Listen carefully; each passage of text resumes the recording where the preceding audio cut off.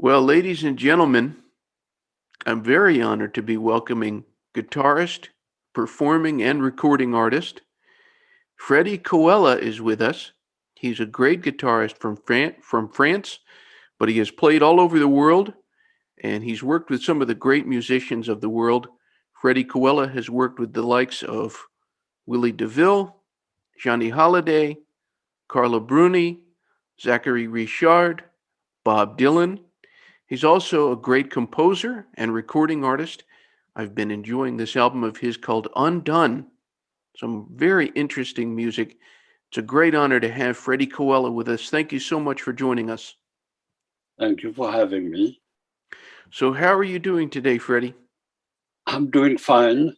I'm I moved to France like 3 years ago, and I'm in the countryside, and it's great. I'm in a little town of like 2,000 people. Yeah. No more cars like in LA. Every day I use my car maybe once a week when I'm not working. Nice. So, when I tried to call you the other day, you said you were recording. So, can you tell us what you're working on? I'm doing my third album finally, like 10 years after the other one, since we have the confinement. Right. At some point I said that's another opportunity to do it. I have plenty of time, so let's do it. So, the first album was called Minimal. Mm-hmm. The second one, Undone. And do Mm-hmm. you have a title for this third one yet? Not yet, no. Not to be Not determined. at all. So, something that somebody will notice when they listen to a lot of these tunes that you've recorded, they're very unusual. They're not like other tunes that you hear. How do you compose a song? What process do you use? Complete accident, in fact. Like you see, I'm noodling on my guitar, and then a little smidge of melody comes under my fingers, and then I build on that. And the other day I was doing a song, and I was trying an acoustic guitar on that, and I found a part, and it didn't really match the song. But then I went for this guitar, and I made another song, and it took me like 2 hours to do it. So it's working around accidents. Like I would say complete improvisation. So, in addition to the guitar, you also play violin? Yes, and on this record, I'm playing the violin. So I have a kind of American folk blues background, and I have a classical background on the violin. So on this album, I'm gonna mix both. And so far, I'm happy with what I have. It's different, so I like it. So, tell me about the guitarists that were the biggest influence on you. First of all, the old blues guys.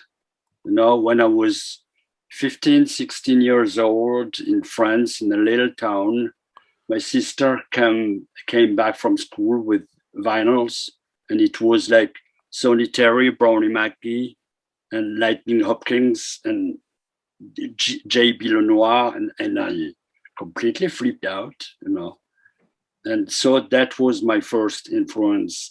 And after that, I would say Hendrix, Clapton, a little later, Ry Cooder,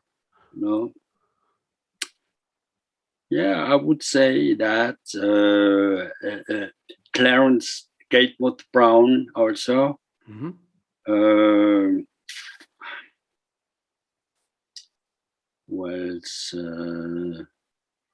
I used to listen to J.J. Cale a lot also at the time.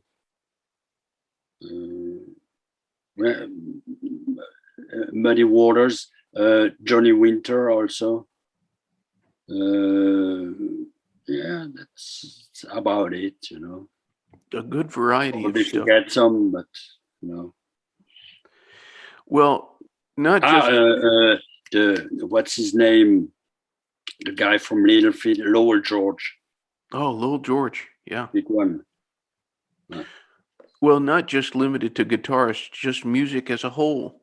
Who were the singers, the bands that you liked? So the old blues guys. I used to love the singer from Canned Heat, Oh yeah. and I used to Lowell George.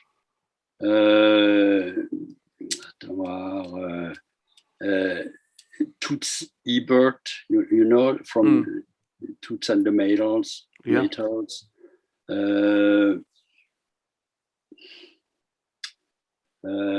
I used to listen to Emmylou Harris when I was younger also. It's quite difficult to remember all those names, you know. You kind of, since you don't listen to them that often anymore, I have a tendency to forget. Dolly Parton.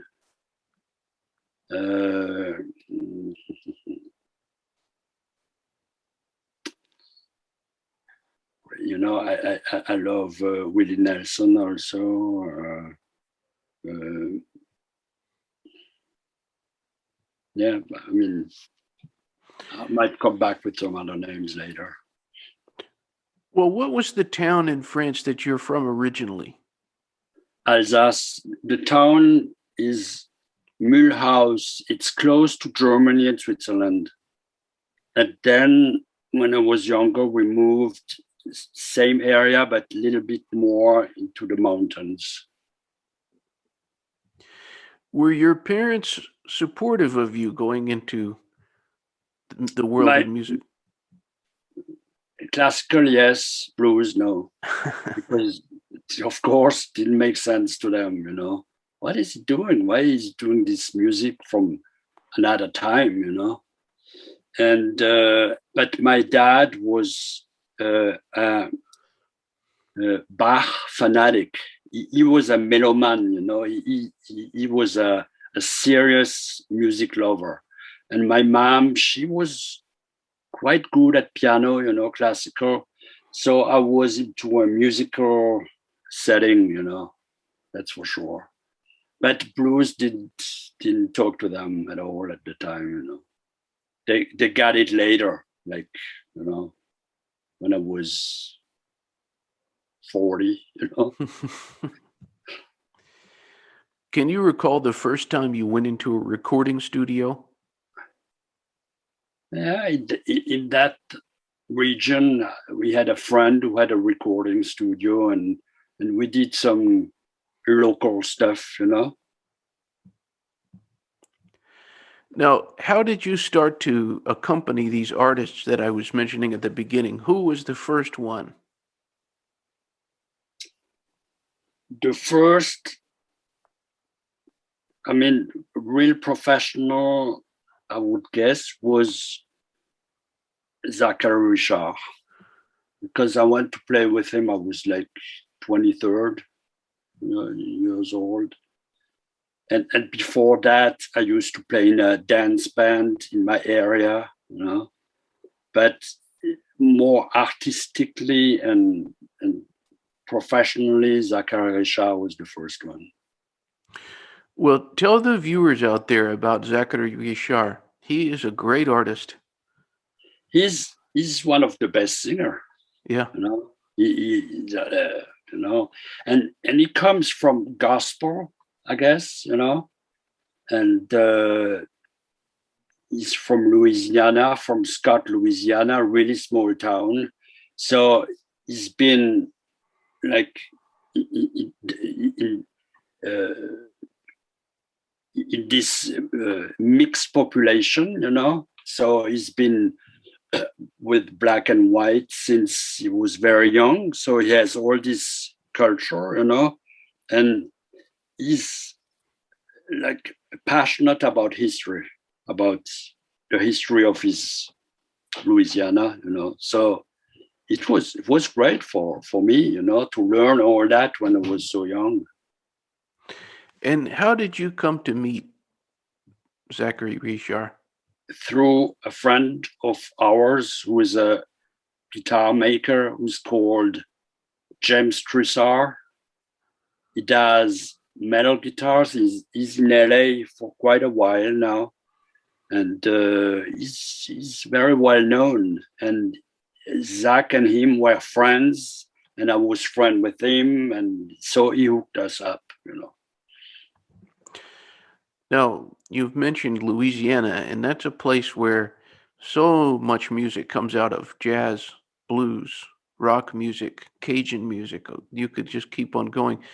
Can you tell us about the first time you went to Louisiana? Yes, I was 21, I think.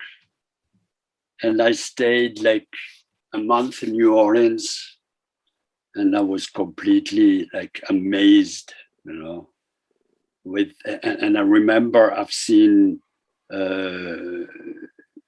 Gatemouth Brown, I've seen the Never Brothers, I've seen Dr. John. I was like, man, this is the best. It's a big imprint in me. So was it music that brought you to New Orleans? Oh yeah. Yeah. I was playing with this cover band, and I said, I must go there. I love this music so much. I have to see it. I have to feel it. And the guy were really cool. I said, just go and you come back afterwards, And I went, and it was amazing. After that, life was different, Like my music landscape was completely different. In fact, I couldn't go back to play with that band. I had to do something else. And that's when I went to Zachary, not long after that, like maybe a year or a year and a half after that trip. Very interesting. So I'm also hoping you can tell us about, there was a great, great artist, and I wish more people knew about Willy DeVille. How did you come to meet him? James Trissard again. He made a guitar for him, and they were quite close, friends. Same thing. He was looking for a guitarist, and he was thinking about Sonny Landreth, and he didn't want to do it. He has his solo career already. So I called him from Mulhouse in France. I called him, and he was in Louisiana. And in fact, when I was playing with Zach, we went to a wedding, and he was there too. So I met Willy somehow before, So he quite remembered me. He had a good memory. And so I called him, and I said, hi, Willy, I'm Freddy, James, blah, blah, blah. And he said, why don't you record me a cassette of what you're doing? Which I did. Like I recorded like slide and a little bit more Spanish stuff, and he digged it. And I went, and I think at the time Zachary was like hoping I could join his band too. So I went, and that was in 1990. And I stayed 26 years in the US, and from that year. How would you describe Willy DeVille? A film character, because he was living in a movie. His life was a movie, and he was. He had an amazing heart. This guy, very generous, listening to you. But of course, we all know he had like addiction problems, which made it difficult at sometimes, But the guy was super nice person, really, really nice person. Through the music that you have performed, you've gotten to visit a lot of places around the world. Where have you been where you were especially amazed by what you saw?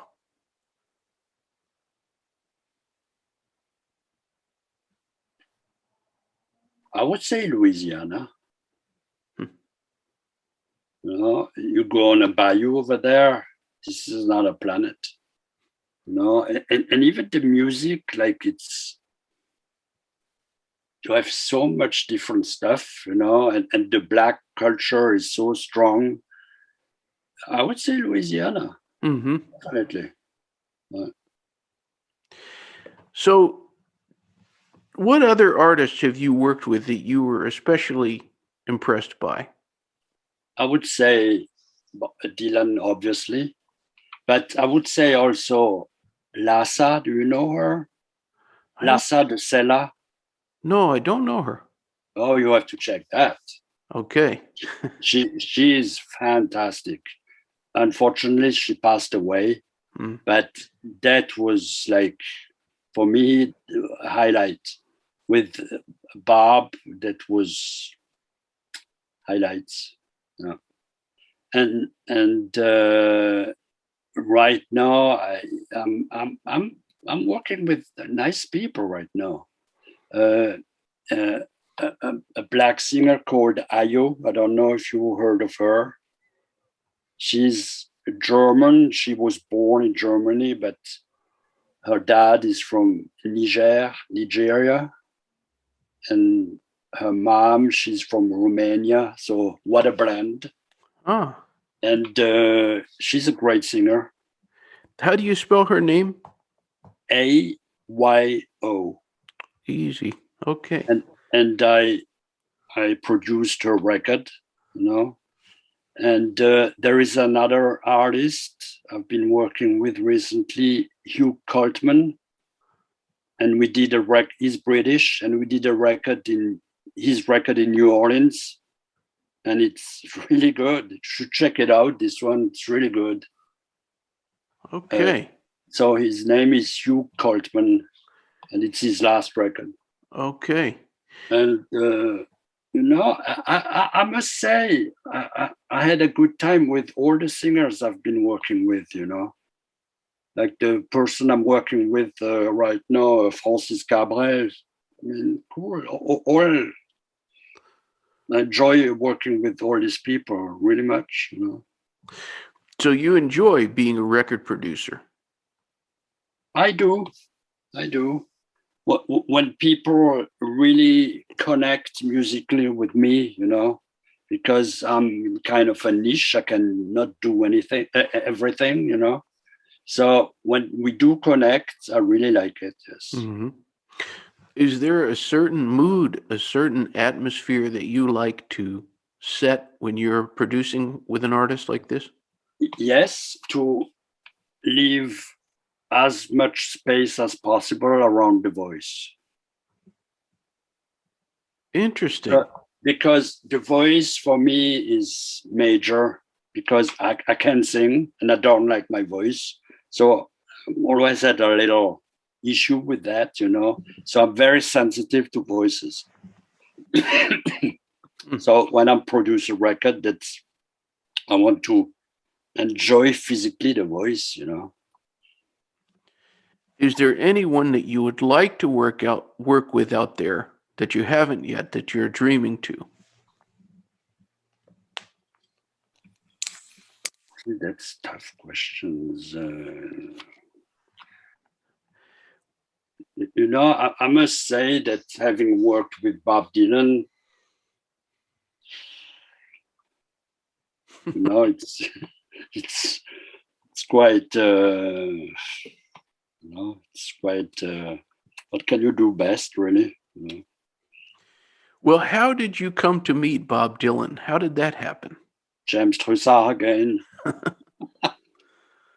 I was in his workshop, you know, that I visited quite regularly, and Tony Garnier was there too, and they started to talk.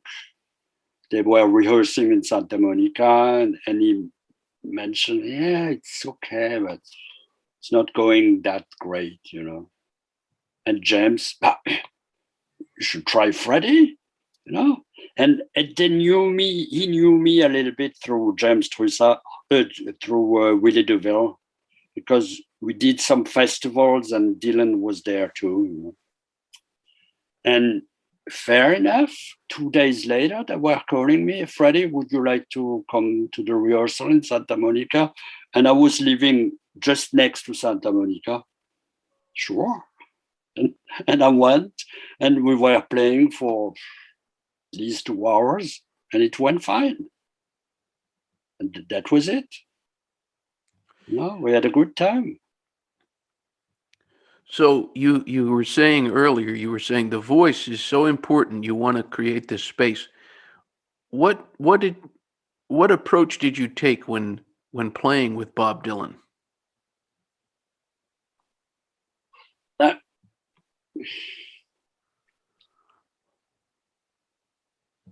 I would say the same. You know, like being careful not to step on his vocal. You know, which you can do it quite easily when it's loud. You know, because it was quite often loud. But what was funny is that when I was playing, my playing was very close to his, except that I had the technique, you know, but my approach was very close to his. And I think that's why it worked so well. And my blues background, you know, which he likes, you know. So my approach was playing my usual stuff, you know. I wasn't trying to be something else, you know, I just did my stuff. And he liked it, you know. I'm hoping you can tell us, you just mentioned Tony Gagne, and he has been playing bass with Bob Dylan for a long time. Mm-hmm. 1989, I believe. Tell us about Tony. What do you think of him? He's quite amazing in the sense that he has a memory. He knows all the songs.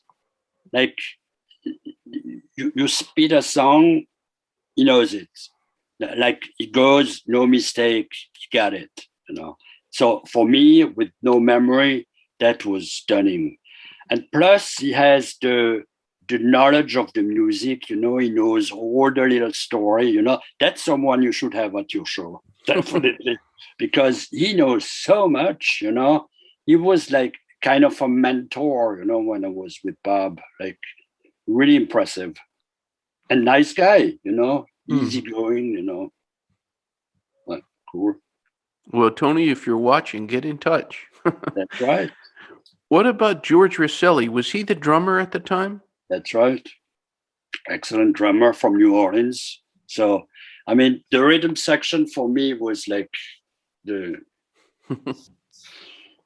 paradise. You know, grooving with them was fantastic. I don't know if you've ever read about what people said about the shows that you did, but you have a lot of fans. There were a lot of people who were saying, if you look up online, they say, "Wow, Freddie, just an amazing guitarist." You know, I never checked really. You know, I heard some rumors, but I didn't want to get into that. You know, with him, I wanted to preserve my bubble. You know, I wanted to be myself and not getting influenced by the outside world, you know, because that for me that was the way to go to really enjoy it, you know. So, like when you release an album, for example, do the reviews, do they matter to you?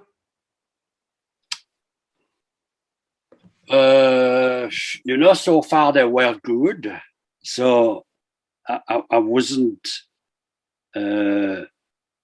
hurt, so it was just nice, you know. But let's say I would have a bad review, yeah, it might affect me a little bit, Mm. might hurt a little bit, especially if there is truth in it, which could be possible. Mm. I remember reading Jimmy Buffett, who plays over there in France quite a bit.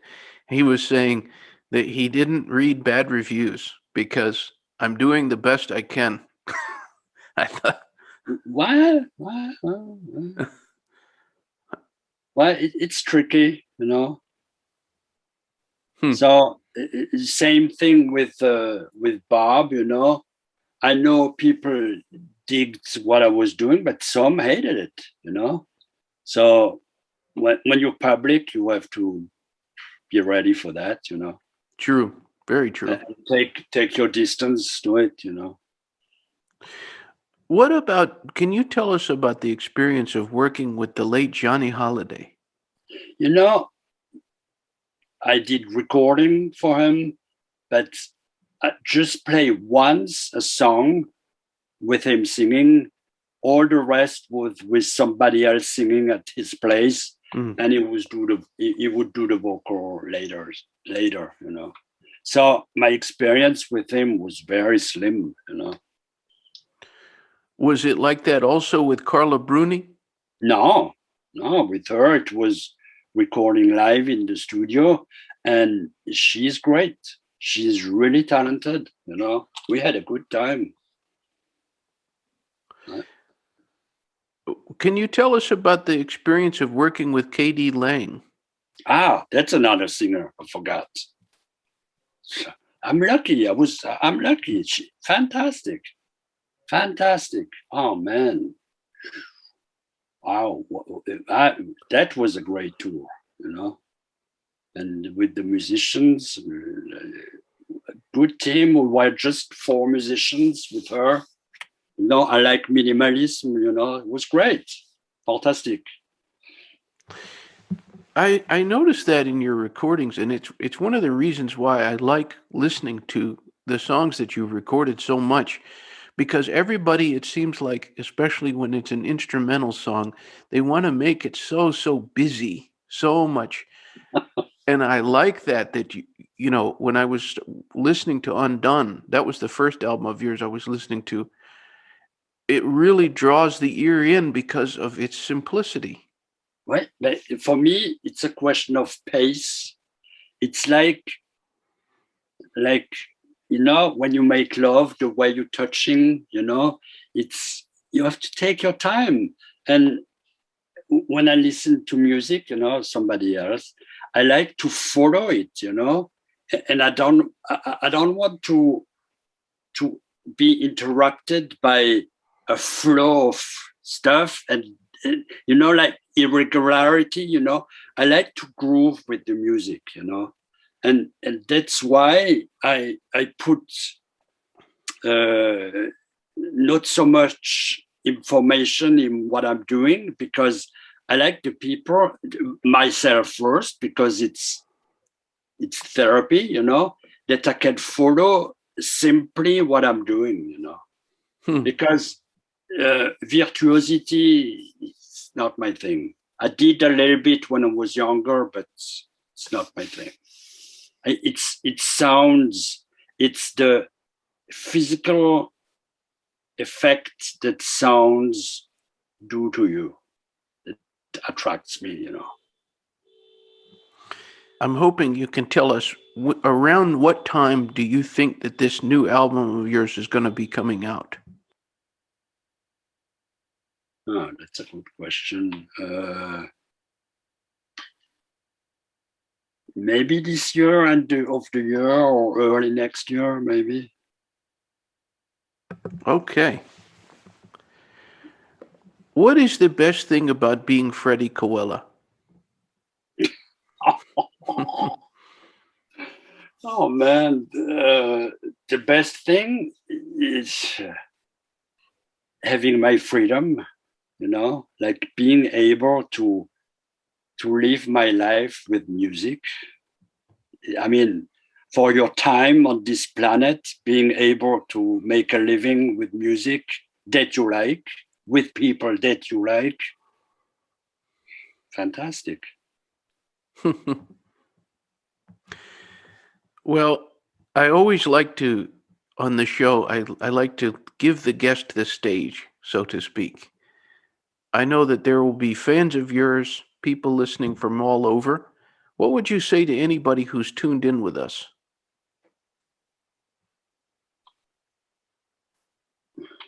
Music heals, and we need music more than ever, you know, and be open to go different styles, you know. Don't get stuck in one style, you know. Open up, you know. There's so much stuff, so much different sounds, you know. Mm-hmm. So that's what I would say, you know. I wouldn't say a particular thing, you know, but the now with the internet, I mean, you can hear like music from I don't know, like a little country, the east, northeast, like every country. You can go and check the music, you know, besides the popular music. And some of them are just so unique and interesting. Mm-hmm. Talking about sounds, you know. Well, I don't want to put you on the spot, but would you play a song for us? Yeah, I don't have. I just have this one. You know, I was working, so I didn't really prepare myself.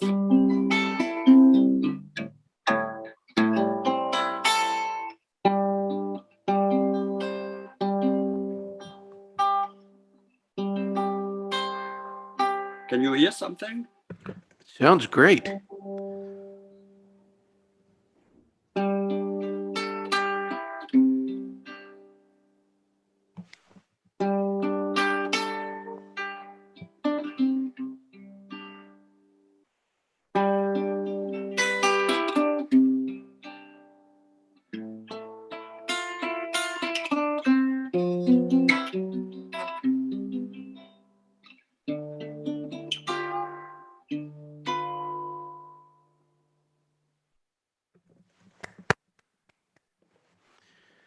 Freddy, thank you so much.